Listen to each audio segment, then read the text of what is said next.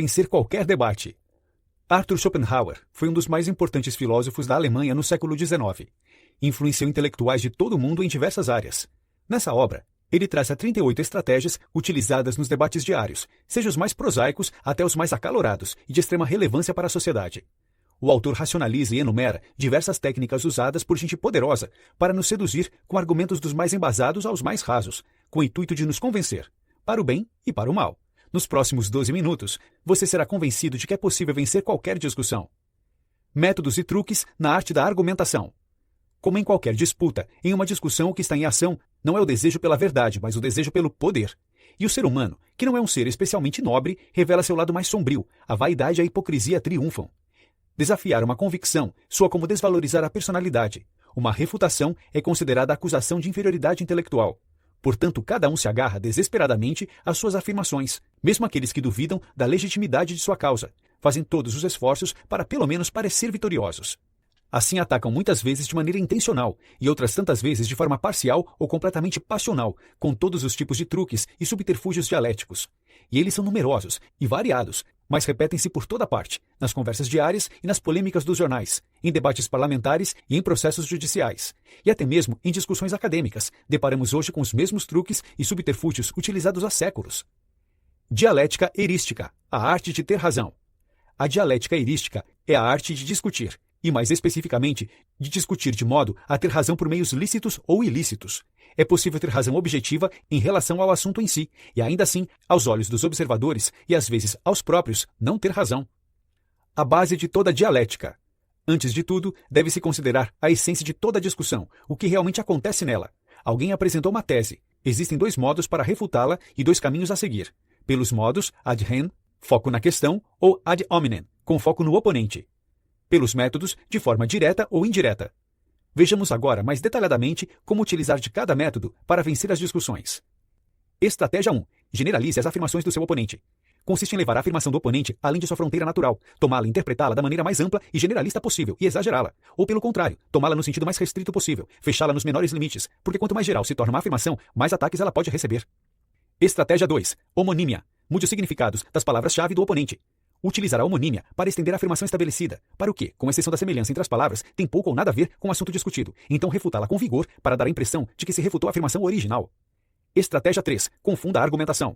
Outra estratégia é interpretar a afirmação estabelecida de maneira relativa, como se tivesse sido feita de maneira geral e absoluta, ou pelo menos em um sentido completamente diferente, e então refutá-la pelo sentido que o falante não quis. Estratégia 4. Prepare o caminho, mas oculte a conclusão. Quando alguém quiser tirar uma conclusão, não deve deixar que ela seja prevista, mas fazer com que as premissas sejam admitidas uma a uma, sem perceber, misturando-as aqui e ali durante a sua fala. Senão o oponente tentará todos os tipos de contra-ataque. Ou quando você estiver em dúvida se o oponente vai admiti-las, apresentar as premissas dessas premissas. Crie pré-silogismos e faça com que as premissas de diversos deles sejam admitidas de maneira desordenada. Desse modo, o jogo fica escondido até que se obtenham todas as admissões necessárias. Estratégia 5. Use as premissas do seu oponente contra ele. Também se pode utilizar como prova de uma afirmação verdadeira outra afirmação falsa, quando o oponente não quer admitir as verdadeiras. Seja porque ele não entende sua verdade ou porque entende que se aceitá-las, a sua argumentação será aceita por todos. Estratégia 6. Mude as palavras do oponente para confundi-lo. Aqui postula-se o que se quer tanto refutar. Por exemplo, em vez de honra, boa reputação. Em vez de virgindade, virtude, e assim por diante. Ou com conceitos intercambiáveis, animais de sangue vermelho em vez de vertebrados. Assim confundimos o oponente de forma difícil de sermos desmascarados.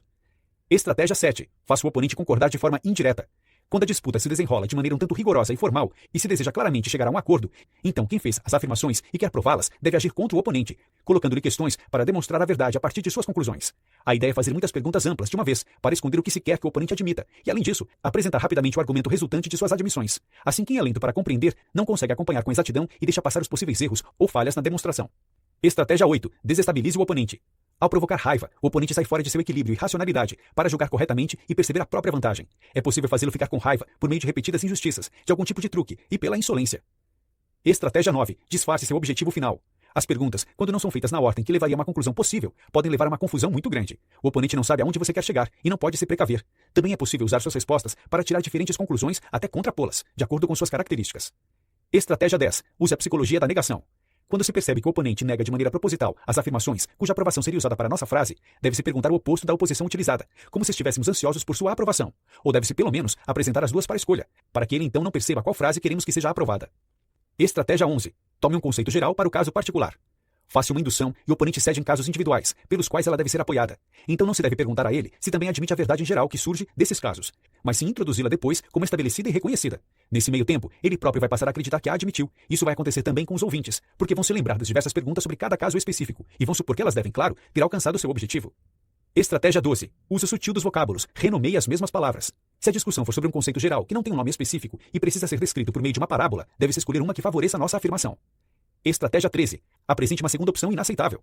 Para fazer com que o oponente aceite uma afirmação, deve-se dar a contrária também e deixá-lo escolher. E essa afirmação contrária deve ser articulada muito claramente para que não se contradiga e ele aceite a sua afirmação, que é feita de maneira a parecer bastante provável em relação à outra.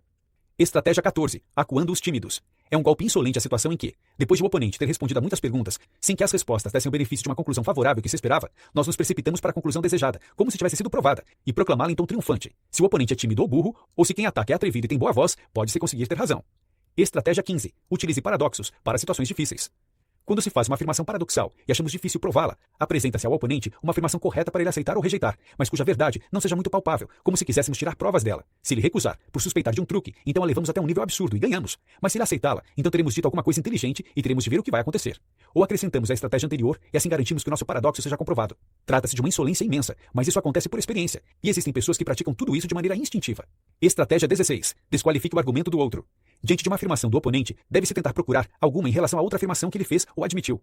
Ou com os princípios da escola, ou da crença que ele tem elogiado e aprovado, ou com as ações de quem apoia a mesma crença, ou daqueles que dão a ela um apoio apenas aparente ou falso, ou com suas próprias ações ou desejo de ação. Estratégia 17. Faça uso da dupla interpretação. Quando o oponente pressiona com uma contra-evidência, podemos nos salvar por meio de uma diferenciação sutil, algo que não tínhamos pensado antes. Este recurso pode ser utilizado quando a questão permite outro significado ou uma dupla interpretação. Estratégia 18. Mude o curso, interrompa antes da perda certa. Se observamos que o componente inicia uma argumentação com a qual vai nos derrotar, não se deve deixar que ele chegue à sua conclusão, ou seja, não se deve permitir que ele chegue ao fim. Deve-se interromper o andamento da discussão em um bom momento, retirando-se, distraindo-o ou levando a discussão para outras pessoas.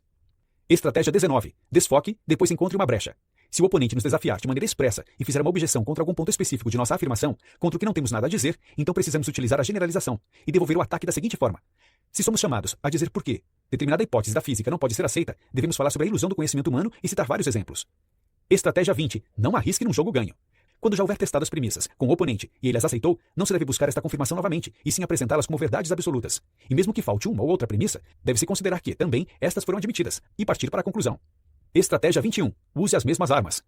Com um mero argumento aparente e sofisticados do oponente, podemos resolver isso por meio de uma discussão de sua estranheza e superficialidade, mas é melhor respondê-lo com contra-argumentos aparentes e sofisticados, e assim acabar com ele.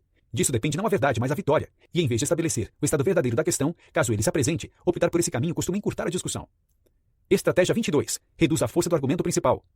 Se o oponente exige que se admita algo que é decorrente exatamente do ponto em discussão, então nos recusamos a fazê-lo, ou permitir que ele continue, declarando que aquilo é redundante e já está resolvido. Ele e os ouvintes perceberão uma afirmação próxima do ponto de discussão, como se fosse idêntica, e assim você o privará de seu melhor argumento. Estratégia 23. Provoque o oponente. A contradição e a briga estimulam o exagero das afirmações. Podemos estimular o oponente por meio da contradição e levar uma afirmação além dos seus próprios limites. Afirmação essa que, fora desses limites, pode deixar de ser verdadeira. E quando refutamos esse exagero, é como se refutássemos sua frase original. Por outro lado, temos de tomar cuidado para não ser levados por contradições ao exagero, ou a ampliar sua própria afirmação. Muitas vezes, o oponente procura diretamente ampliar nossa afirmação para além do que pretendíamos. É preciso impedi-lo logo e trazê-lo de volta ao limite da afirmação. Foi o que eu disse e nada mais. Estratégia 24. Torne a alegação do outro inconsistente. O oponente faz uma afirmação, e por meio de falsas inferências e distorções de suas ideias, extraímos dela outras afirmações que nela não contém e que ele não quis dizer de jeito nenhum, ou melhor, que são absurdas ou perigosas. Assim parece que a primeira afirmação deu origem a outras que são inconsistentes consigo mesmas, ou com algum reconhecimento da verdade, então ela parece ser refutada de maneira indireta. Estratégia 25. Use a exceção para destruir a tese. Utilize exceções que confirmam a regra para destruir o argumento de seu oponente. Claro, sem avisar que são essas exceções que confirmam a regra por ele utilizada, mas de forma com que pareça ser este o único cenário possível e imaginável. Estratégia 26. Reforce um aspecto no oponente, depois destrua o seu valor. Um golpe brilhante é quando o argumento que o oponente quer usar para si pode ser mais bem usado contra ele. É como cair numa armadilha para pegar ratos ou outros animais. Estratégia 27. Deixe seu oponente desequilibrado. Se o oponente fica bravo de maneira inesperada com um argumento, então deve-se insistir nele com mais afinco, não simplesmente por ser bom deixá-lo com raiva, mas porque se supõe que o ponto fraco de uma linha de pensamento foi atingido e que nesse ponto o oponente está mais vulnerável para ser atacado. Estratégia 28. Ganhe a simpatia da audiência e ridicularize o adversário. Este é especialmente aplicável quando pessoas cultas discutem diante de uma plateia leiga. Quando não se tem nenhuma objeção inválida, cuja falta de validade apenas um especialista consegue ver, conquista-se a plateia. E para ela, seu oponente foi derrotado, em especial quando a objeção à afirmação dele é tratada como algo ridículo. As pessoas estão prontas para rir, e temos o riso como nosso aliado. Para demonstrar a nulidade da objeção, o oponente precisaria não só de uma longa discussão, como também retornar aos princípios da ciência ou outros assuntos, e para isso, ele não encontra ouvintes com facilidade. Estratégia 29. Não se importe em fugir do assunto se estiver a ponto de perder. Se percebemos que seremos golpeados, fazemos um desvio, isto é, começamos de repente a falar de algo completamente diferente, como se tivesse a ver com a questão discutida, e fosse um argumento contra o oponente. Isso pode ser feito sem presunção, quando o desvio tem, na verdade, alguma relação geral com a questão, mas pode ser tomado como uma insolência, se não tem nada a ver com o assunto. Isso é levantado para atacar o oponente. Estratégia 30. Aposte em credenciais e acue a todos. Em vez de motivos, utilize essa autoridade, conforme o grau de conhecimento do oponente. Quanto mais limitados forem seus conhecimentos e habilidades, maior é o número de autoridades que pesam sobre ele. Mas, se seus conhecimentos e habilidades forem muitos, daí serão poucas, na verdade quase nenhuma. Ele pode, talvez, admitir a autoridade de um profissional versado em uma ciência, uma arte ou um ofício, sobre o qual ele pouco sabe, mas mesmo assim olhará com suspeitas. Por outro lado, pessoas comuns têm profundo respeito por homens de todos os tipos. Estratégia 31. Complique o discurso de seu oponente. Quando não tiver nada para contradizer os argumentos defendidos pelo oponente, declare-se incompetente com um toque de ironia. Dessa maneira você insinua aos presentes, com quem você tem boa reputação, que o que o seu oponente diz é besteira. Estratégia 32. Colhe um sentido ruim na alegação do outro. Se somos confrontados com uma afirmação do oponente, há um caminho curto para se livrar disso, ou pelo menos torná-la suspeita, colocando-a em uma categoria odiosa, mesmo se a alegação for apenas aparente ou até sutil. Estratégia 33. Invalide a teoria pela prática. O que pode estar certo na teoria, na prática está errado. Por meio desse sofisma, aceitam-se as premissas, mas nega-se a conclusão. Essa afirmação baseia-se em uma impossibilidade. O que em teoria está certo, deve valer também na prática. Se não valer, então existe um erro na teoria. Alguma coisa não foi percebida e não foi levada em consideração. Portanto, isso está errado também na teoria. Estratégia 34. Encontre e explore o ponto fraco. Quando o oponente não dá uma resposta ou informação direta para uma pergunta ou argumento, mas evade-se por meio de outra pergunta ou de uma resposta indireta, ou faz alguma afirmação que não tem a ver com a questão e em geral tenta mudar de assunto, isso é um sinal de que encontramos um ponto fraco, acerta o silêncio da parte dele. Portanto, devemos insistir no ponto que propusemos e não deixar o oponente fugir dele, mesmo quando ainda não descobrimos de que realmente se trata a fraqueza que encontramos. Estratégia 35. Mostre ao seu oponente que está lutando contra os próprios interesses.